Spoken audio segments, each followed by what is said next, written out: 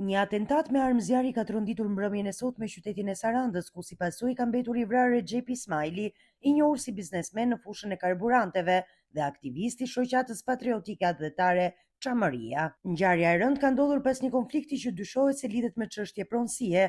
Sipas informacioneve paraprake, njëra prej palëve është paraqitur në karburantin në pronësi të vëdhezërve Ismaili për t'u sqaruar lidhur me konfliktin mes tyre. Debati verbal mes palëve ka degraduar në konflikt fizik, ndërsa situata është përshkallëzuar dhe mëtej kur dyshohet se nga ambientet e lokalit është nxjerrë një armë automatike me qëllim goditjen e personave që kishin shkuar aty. Në këto rrethana, pala tjetër dyshohet se ka hapur zjarr me armë, duke lënë të vrarë Recep Ismailin.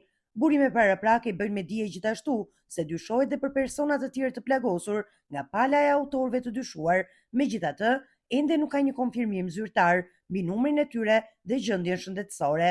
Menjëherë pas ngjarjes, forcat të shumta policie kanë mbërritur në vendin e krimit dhe kanë ngritur pika kontrolli në hyrje dhe dalje të qytetit me qëllim identifikimin dhe kapjen e autorëve. Grupi hetimor po punon për zbardhjen e plotë të rrethanave të ngjarjes, ndërsa deri më tani pistë kryesore e hetimit mbetet konflikti për pronësinë.